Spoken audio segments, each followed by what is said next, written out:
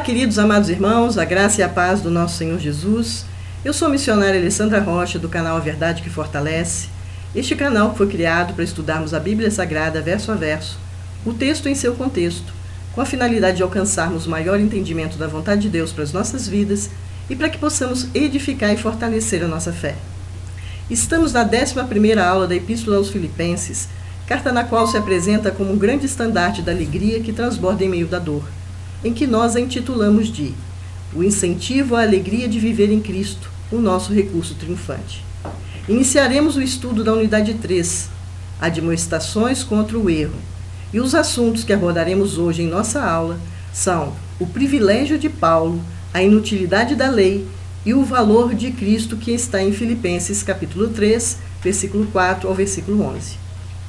Vimos até aqui Paulo atacar os mestres judeus, afirmando que são os cristãos, não os judeus, os que estão circuncidados de verdade, pois os cristãos adoram a Deus no Espírito, e é em Jesus que está a sua única glória. Os cristãos não confiam na carne, colocam sua confiança na misericórdia e na graça de Deus, e no amor de Jesus Cristo. O cristão confia essencialmente em Cristo e não em si mesmo. O verdadeiro povo da aliança está numa relação especial e única com Deus. Paulo, antecipando-se aos seus adversários, pois poderiam tentar desmentir as suas afirmações e questionar: mas você é um cristão, portanto não sabe o que está falando, não sabe o que é ser judeu. Assim Paulo, adiantando-se, mostra suas credenciais, apresentando que desfrutava de todos os privilégios de que um judeu podia desfrutar, e que tinha alcançado tudo que os judeus podiam obter. Sabia o que era ser um judeu no mais alto significado da palavra, e deliberadamente, com pleno conhecimento e voluntariamente o tinha abandonado por causa de Jesus Cristo. Anuncia seus privilégios devido ao seu nascimento judeu e mostra os méritos que conquistou por livre escolha dentro da fé judaica. E depois de tudo isso, Paulo chega à conclusão de todos os seus privilégios e méritos judeus não eram mais do que perda total.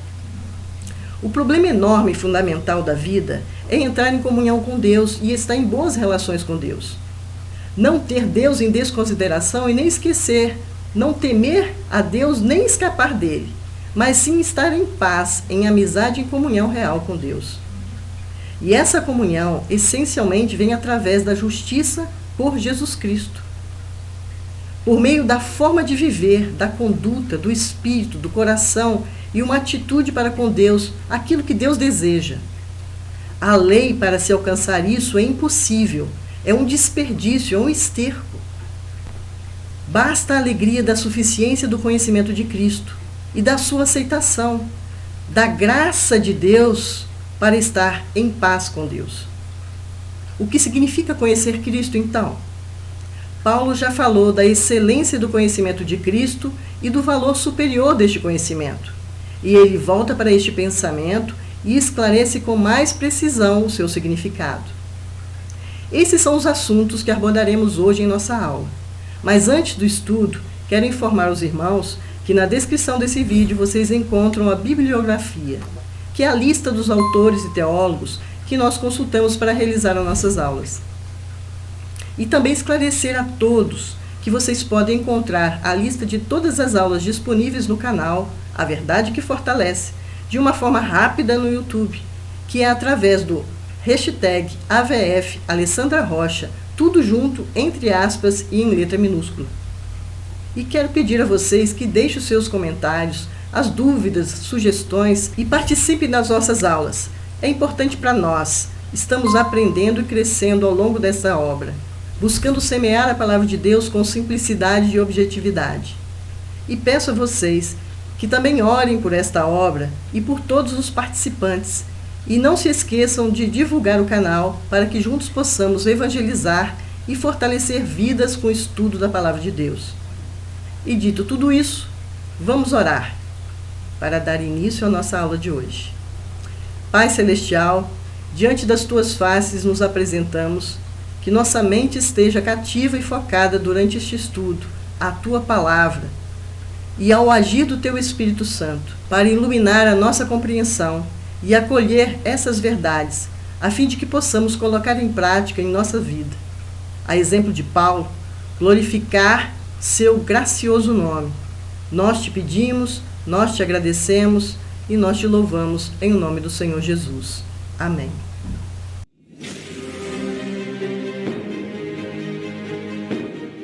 Vamos começar a nossa aula falando do privilégio de Paulo, a inutilidade da lei e o valor de Cristo. Vamos ler os versículos de Filipenses capítulo 3, do versículo 4 ao versículo 11.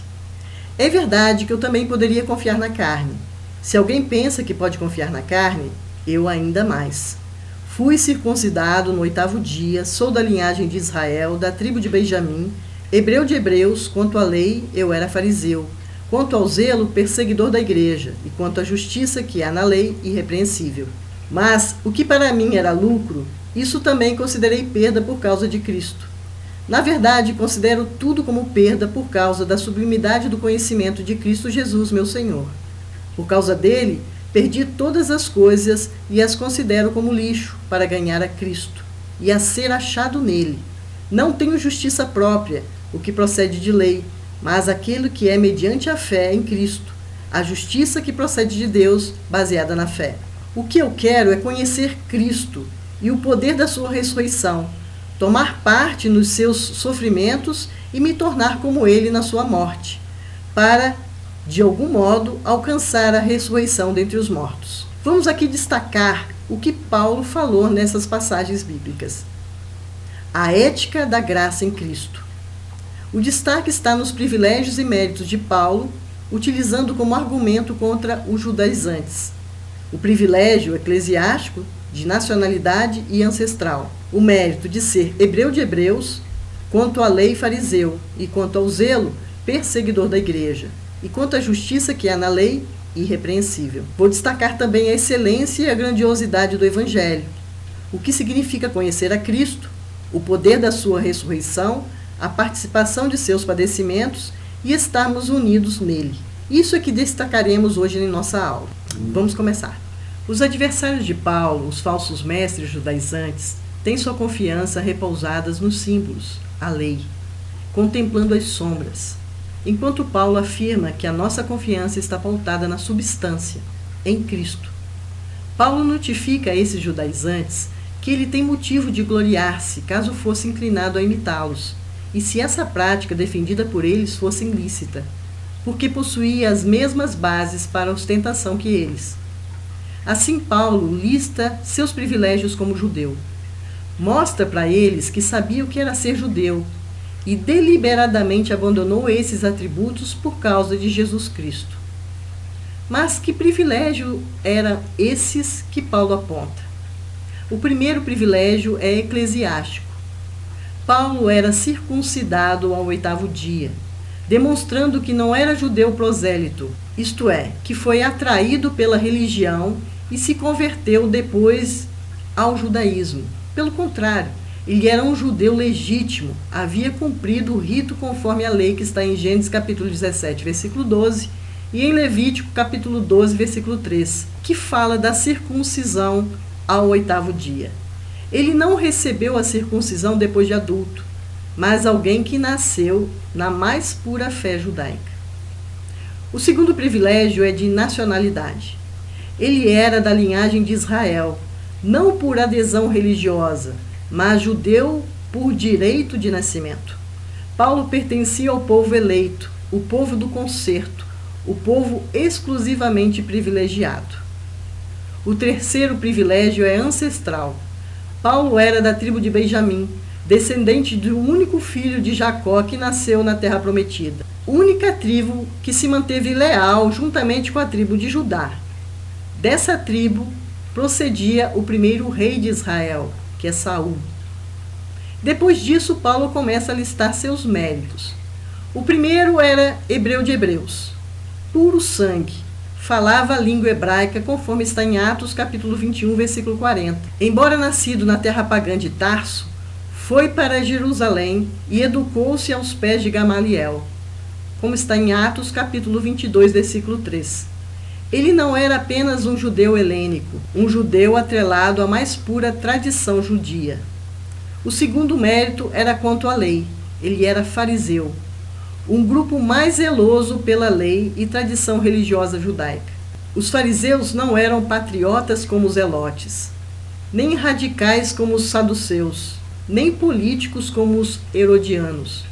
Sua alta consideração pela lei de Deus é digna de admiração.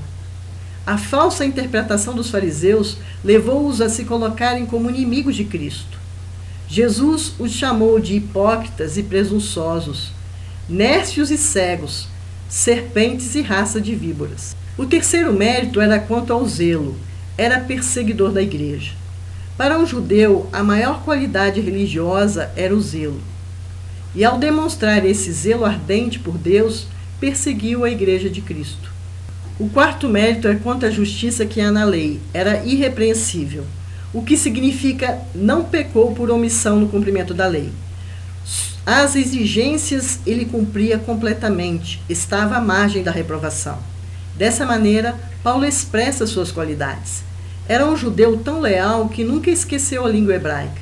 Não só era um judeu religioso, mas também membro da seita mais rigorosa e disciplinada dos judeus. Tinha tido um zelo ardente pelo que pensava que era a causa de Deus. E tinha uma folha de serviço no judaísmo na qual ninguém podia assinalar uma falta. Tudo isso teria podido considerar como um crédito a seu favor, no balanço de sua vida. Mas quando se encontrou com Cristo, considerou tudo como nada. Nada mais do que dívidas inúteis e prejudiciais. As coisas que Paulo acreditava gloriar-se diante dele e dos homens, na realidade eram completamente inúteis. Toda realização humana deve ser dispensado para poder aceitar a livre graça de Cristo.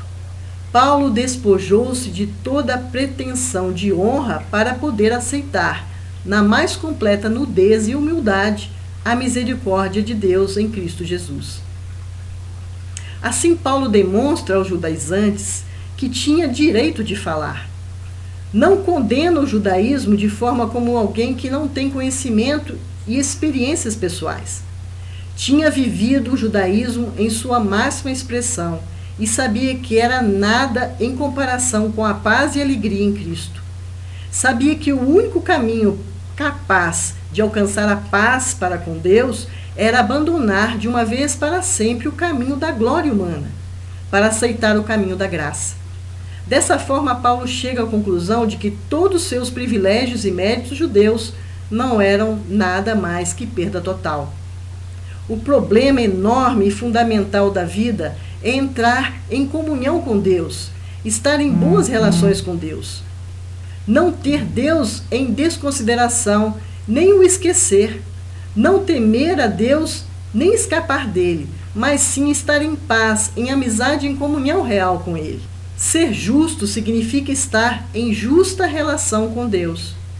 A lei, com todos os seus caminhos, não alcança uma justa relação com Deus. Sua obtenção nada mais é do que desperdício jogado nos montões de lixo.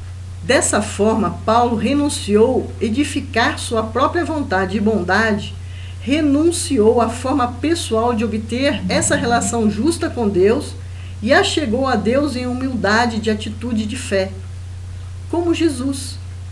E disse que havia achado essa comunhão que tanto tinha buscado no judaísmo e nunca tinha encontrado no zelo da lei.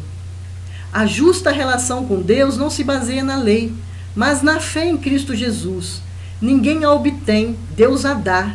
Não se ganha pelas obras, mas se aceita com confiança.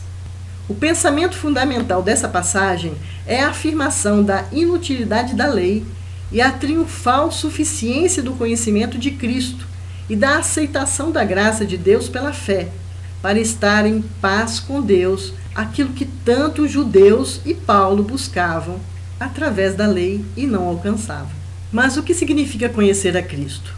Paulo não fala de um conhecimento a respeito de Cristo, mas sim de um conhecer a Cristo pessoalmente. O conhecimento em questão não tem por objeto algo fato, ou teoria, ou teologia. É o conhecimento de uma pessoa. Esse conhecer significa conhecer o poder de sua ressurreição. não constituía um fato do passado da história de Jesus, por mais importante que fosse para ele. Para Paulo, era um poder dinâmico, vivo, que operava na vida de todo cristão. Não conseguimos compreender tudo o que Paulo quer dizer com essa frase, mas a ressurreição de Cristo é a grande força que opera. A importância dessa vida e do corpo em que vivemos. Cristo ressuscitou no corpo. Vimos isso em 1 Coríntios, no capítulo 6, no versículo 13 em diante. O fato da ressurreição corporal de Jesus é a garantia da importância do corpo humano e da vida presente que vivemos. O segundo ponto é a garantia da imortalidade e da vida vindoura. Vimos isso em Romanos, capítulo 8, versículo 11, e em 1 Coríntios, capítulo 15, versículo 14 em diante. Porque ele vive, também nós vivemos. Sua conquista é a nossa conquista. Sua vitória é a nossa vitória. E o terceiro ponto é a garantia de que na vida, na morte e mais além da morte, o ressuscitado Jesus estará sempre presente conosco. A ressurreição é a prova de que sempre estará conosco até o fim do mundo. O segundo ponto do que significa conhecer a Cristo é conhecer a participação de seus padecimentos. Paulo sempre volta seu pensamento de que quando o cristão tem que padecer, de alguma estranha maneira participa dos mesmos sofrimentos de Cristo e os completa. Vimos isso em 2 Coríntios, capítulo 1, versículo 5, no capítulo 4, versículo 10 e 11, em Gálatas, capítulo 6, versículo 17, em Colossenses, capítulo 1, versículo 24. Sempre que o cristão sofre ou tenha que levar sua cruz, participa do sofrimento de Cristo e recebe ajuda para carregar sua cruz. Sofrer pela fé não é uma tristeza, mas um privilégio. E dessa maneira, participamos da mesma obra e tarefa de Cristo. E o terceiro e último ponto de conhecer a Cristo significa estar tão unido a Cristo que cada dia participamos mais em sua morte para ter, enfim, parte de sua ressurreição.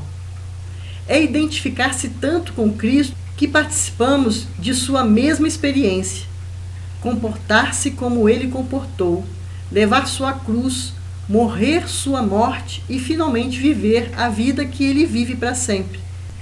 Conhecer a Cristo não é ser perito em algum conhecimento teórico ou teológico, é ter sua experiência e conhecê-lo tão a fundo que no final estejamos unidos com ele.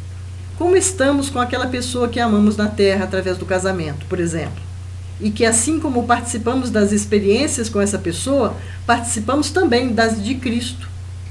A sublimidade do Evangelho, ou seja, a grandiosidade do Evangelho foi estabelecida por Paulo.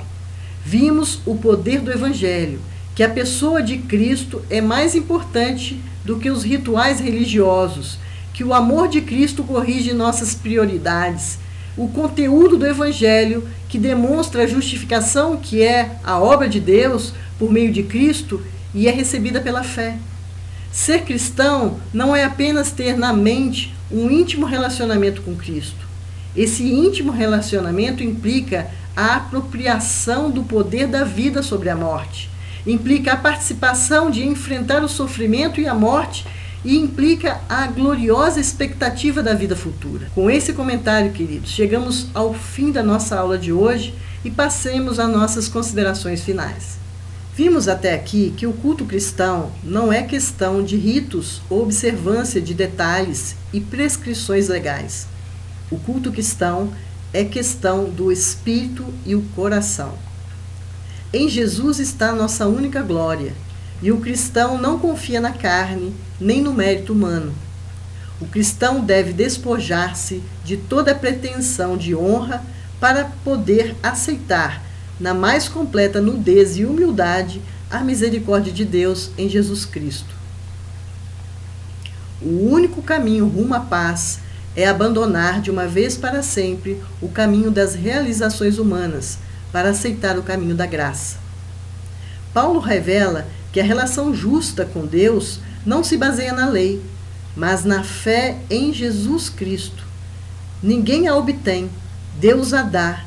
Não se ganha pelas obras, mas sim que se aceita com confiança.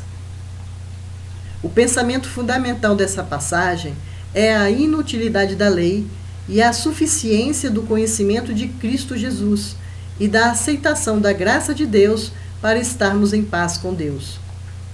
Conhecer Cristo é ter sua experiência e conhecê-lo tão a fundo que no final estejamos unidos com Ele, como acontece com uma pessoa amada na qual convivemos tão de perto que participamos de suas experiências diárias como nossas. Depois dessas considerações, vamos orar, encerrando a nossa aula de hoje. Pai Celestial, nós te bendizemos por mais uma aula ministrada. Nos ajuda a afirmar nossa justiça em Cristo, apoderarmos dela pela fé cada vez mais fortalecida em nós, no meio do conhecimento de sua palavra. Nos ajuda a lutar pela perfeição espiritual, pela santidade, humildade, quebrantamento de coração, tudo para a glória e honra do teu santo nome. Nós te agradecemos, te bendizemos, em o nome do Senhor Jesus. Amém. Agora, querido, nós nos despedimos. Agradeço a vocês pela audiência e a Deus mais uma vez pela liberdade e oportunidade de estudarmos a palavra de Deus, que é a verdade que nos fortalece. Abraço a todos, até a próxima aula, se assim Deus nos permitir. Até lá.